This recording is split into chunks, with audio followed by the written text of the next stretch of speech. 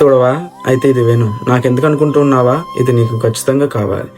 క్రైస్తవులకి ప్రమాదము హైందవ సహోదరుల వల్ల కాదని మీకు తెలుసా? మరి ఎవరి వల్ల?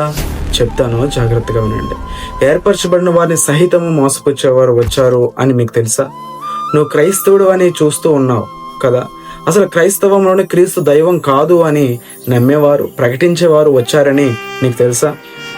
యేసుక్రీస్తు దేవుడు కాదు అనే వారికి మీ సమాధానం ఏమిటి? చాలా మందికి తెలియక వారితో ఏకీభవిస్తూ ఉంటారు. సేవకులారా, మీ సంఘాలకు దీన్ని చెప్పే అవసరం ఎంతైనా ఉంది.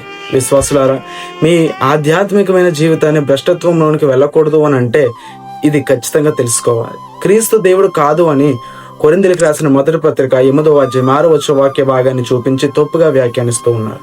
వారికి సమాధానం వాక్యం నుండే చెప్పండి. యోహాను రాసిన మొదటి పత్రిక 5వ అధ్యాయము 20వ వచనంలో నిజమైన దేవుడు అని, తీతు రాసిన పత్రిక 2వ అధ్యాయం 13వ వచనంలో మహాదేవుడు అని, రోమిలికి రాసిన పత్రిక 9వ అధ్యాయం 5వ వచనం సర్వాధికారి అయిన దేవుడు అని, ఇంకా యెషయా గ్రంథము, ఇంకా రోమిలిగా పత్రిక, అనేకమైన గ్రంథాలలో యేసుక్రీస్తు వారు నిజమైన దేవుడు అని తెలియజేస్తూ ఉంది. మోసపోకండి.